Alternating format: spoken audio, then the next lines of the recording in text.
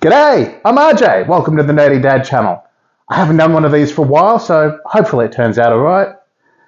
I've just finished watching the final episode of The Bad Batch.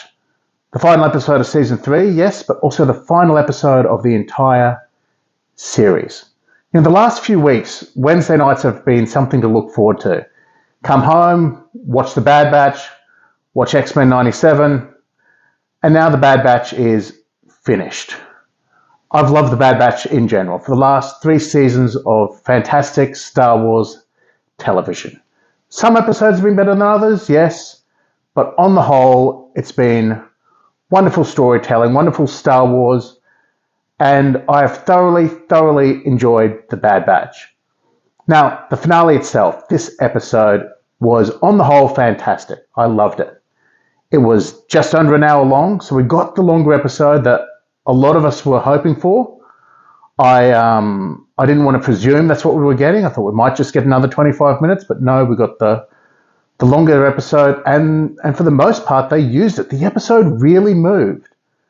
Now, I am going to talk about the episode a bit, so there might be little snippets of spoilers here, but yeah, look, the episode really moved.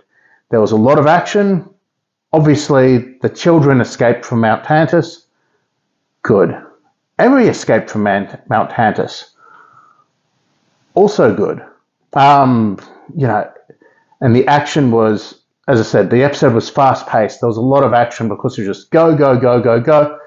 Everyone's there, come to a head, escape from Mount Tantus. Yes, we knew that's what it had to be. Yes, we used the Zilla Beast to escape. And, a lot of ticking boxes, a lot of things we knew were going to happen, knew that they had to happen this way. But it was still fantastic. It remained, once the children escaped, and Emery escaped with the children, it was focused on the Batch. It was focused on Omega and her brothers, and as it should be. At the end of the series, this wasn't a big focus on the clone rebellions. This wasn't a big focus on how Rex, Gregor, and Wolf ended up where we find them in Rebels. No. This was a series about Omega and the Bad Batch, and that's where its focus stayed, right where it should. There was no mystery reveal of who the CX Trooper was. It didn't matter.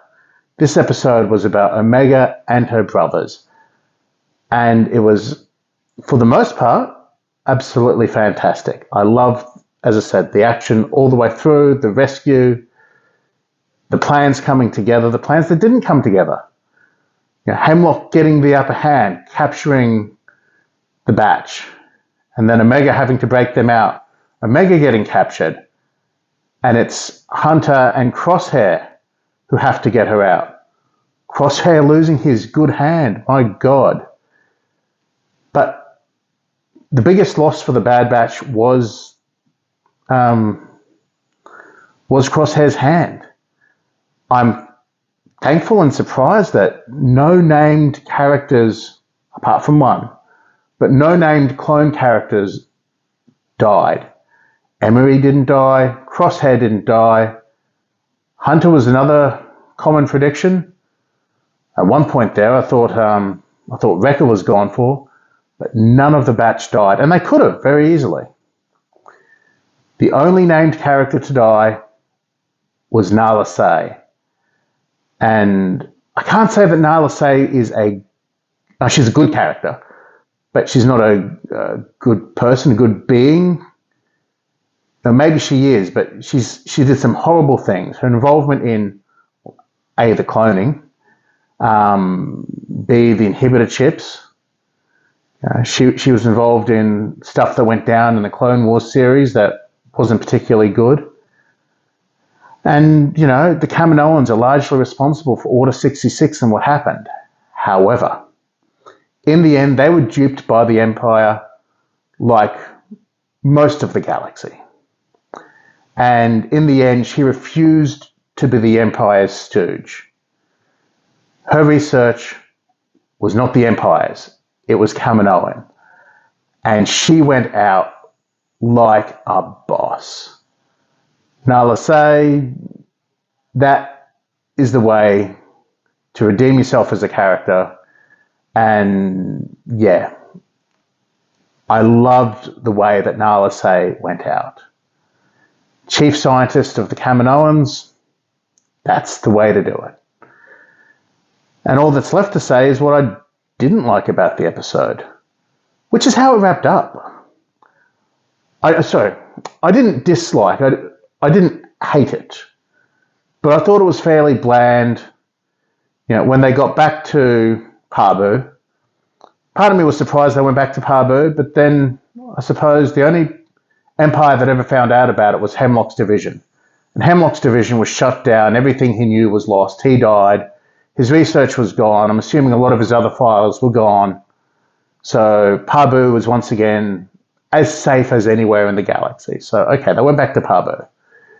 And you've got the generic, well, what are we going to do, Hunter? Anything we want to. It makes sense. It is the story of the Bad Batch, of the clones in general, but the Bad Batch in particular. So it does make sense. However, it just felt a little generic for me. And, you know, what does Omega want? She wants to join the rebellion. Again, it's fine.